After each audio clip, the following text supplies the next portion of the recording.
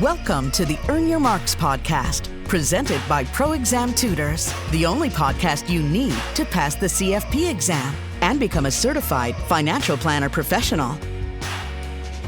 Here's your host, Sev Meneshian.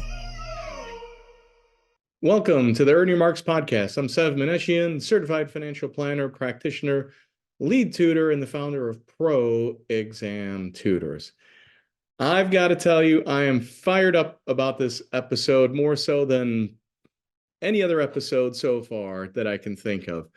I'm going to show you guys some really cool stuff that I've been messing around with the last few months, and I think you're going to love what you're going to see. I'm going to show you how you can use ChatGPT to supercharge your studying and significantly boost your chances of passing the CFP exam and in less time. I think, that's like the name of the game. So, now at this point, there's no question that you've heard the terms artificial intelligence, machine learning, things like that. But I think having just a little bit of a better understanding of what we're dealing with and how AI can help you pass the CFP, I think that would be really helpful, which is obviously the reason I'm doing this episode. So as far as ChatGPT is concerned, it's an artificial intelligence large language model is developed by OpenAI. Now, there are other models that are out there. You've got Microsoft's Copilot. You've got Google's Gemini.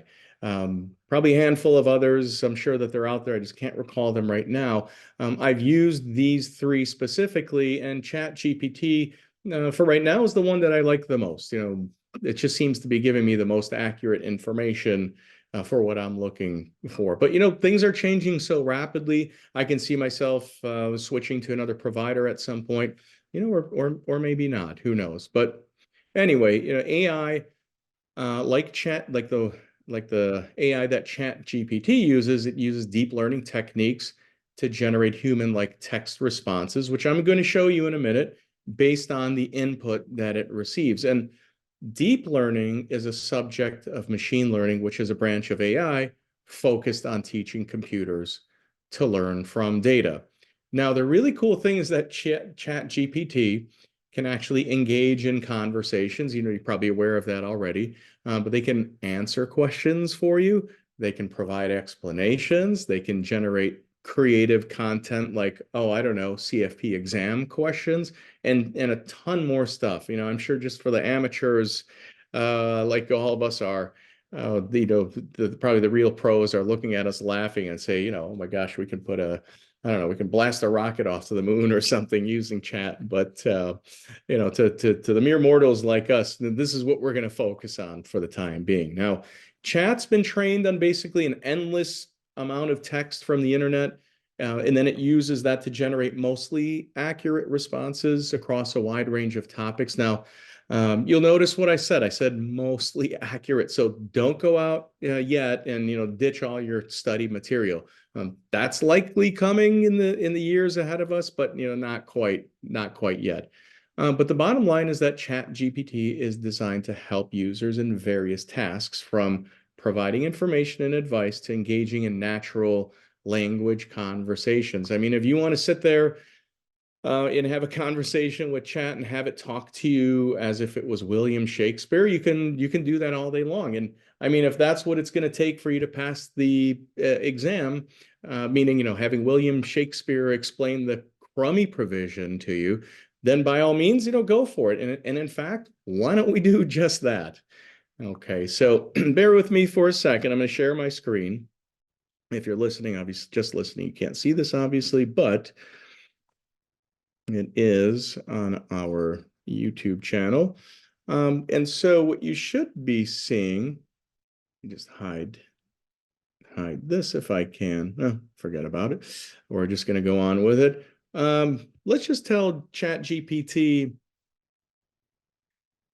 Let's tell chat what our woes are of the day. Okay. So I'm studying for the CFP exam and don't understand the crummy provision.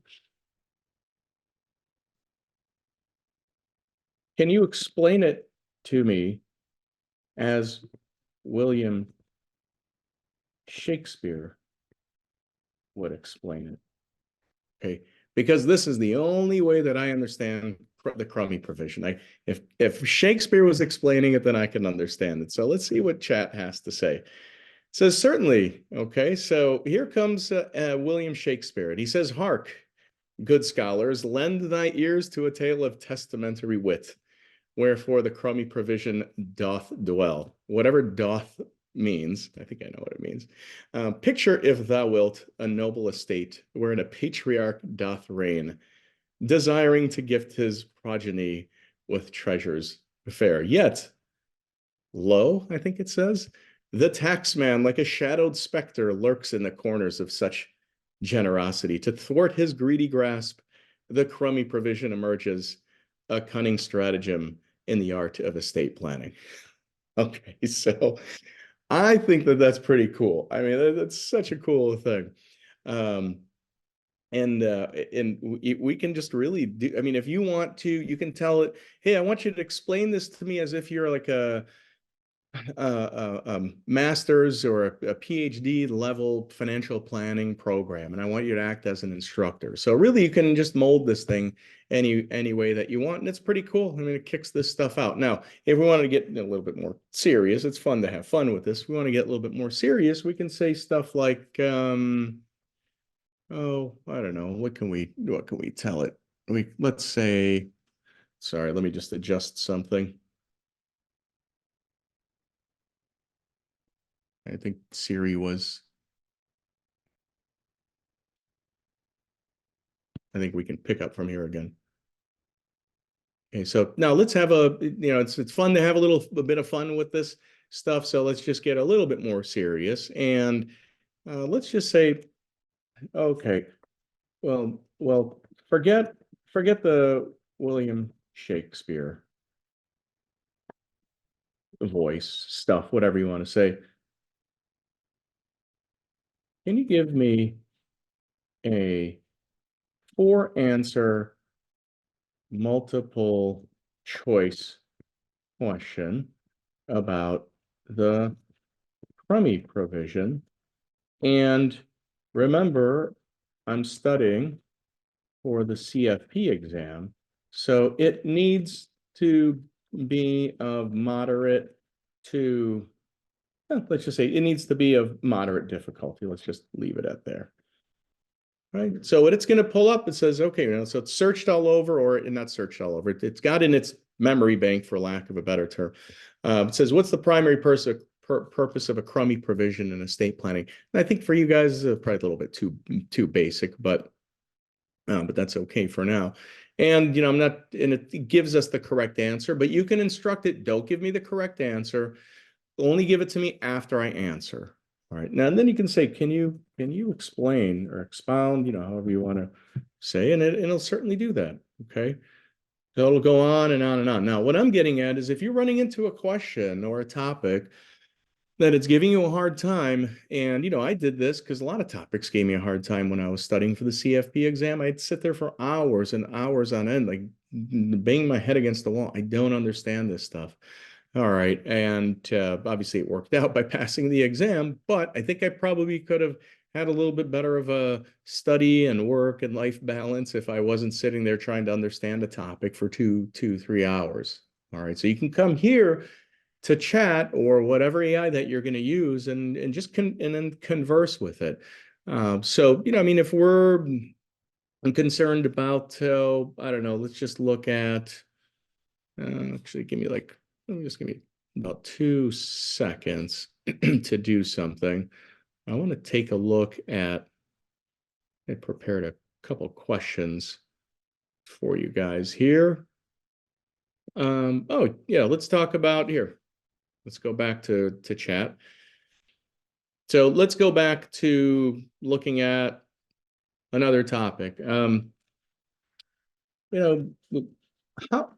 long can I stay on my employer's insurance, let's say via Cobra, if I become disabled? And so it's going to come back, and it should reference the 29 months. All right. Yeah, there we go. 29 months in total. Okay. And then a couple of the things that maybe the board might want you to know is, well, how long do I have to tell my employer that I want to stay on their insurance? And I just caught myself doing something. I don't know, why I'm typing it. I just usually talk to the thing through the mic, but um, maybe I'll try that. Try that next. I typically do, but it tells you have 60 days, and then let's just do this. See if it'll pick up my mic. Can you tell me how many days do we have to pay those? Do we have until we can pay those premiums? And it should say 45 for us. Yeah, once you make it within that 60-day election, then you have 45 days from the date of the election. That could be an exam question right there for us. Okay, we don't obviously know. There's tons of topics on the exam, and there are only room for 170 questions. But obviously, you can see what I'm getting at with pumping the information into the machine. Let's say, there's another topic I know that you guys struggle with. It's like, can you give me a question about ISOs? And let's see if it'll recognize ISOs. It should. There you go. Incentive stock options. Okay, so which one of the following statements is true? And then you can say, don't give me the correct answer right away. Again, I'm typing. It's just a habit, but I'm in the habit of just talking this thing. So I'll just tell it. I'll just kind of kick back and say, hey, don't give me the correct answer right away. And it picked up on what I was saying. Hold on. Don't tell me the correct answer right away. I want to guess, but when you give me the correct answer, I want you to explain it thoroughly. In fact, I want you to give me like 2 paragraphs.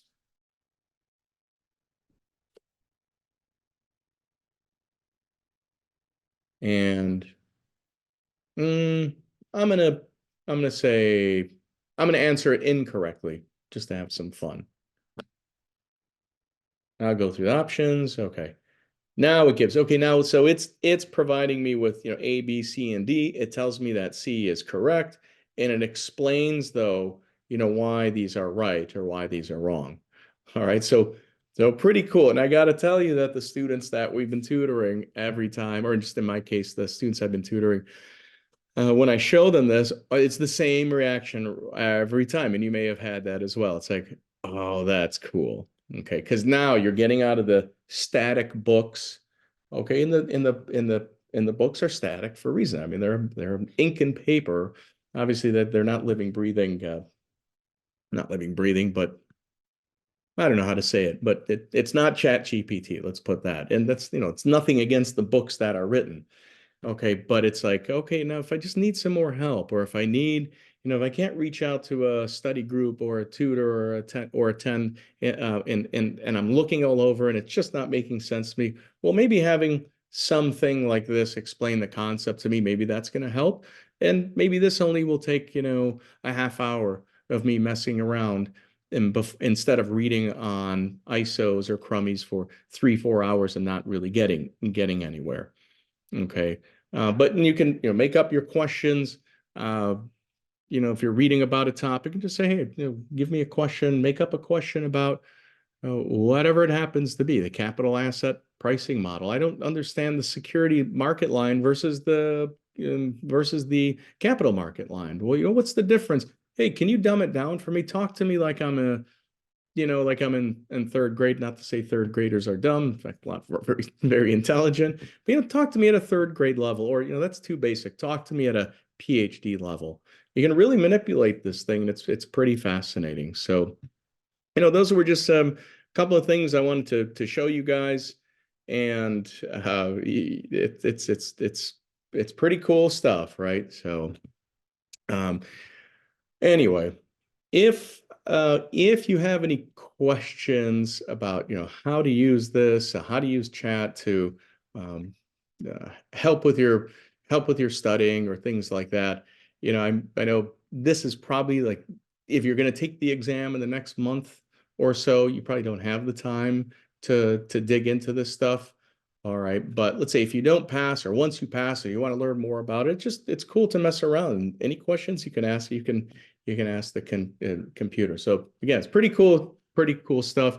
And it's a very powerful tool. And like I mentioned before, I think we're just scratching the surface on this stuff. And you can see, now you can see why there was so much, and there continues to be so much hype and excitement around AI. All right. So anyway, I hope I hope this helps you along your path to becoming a CFP professional, and whether you're going to use AI or not, or if you have the time or not for it.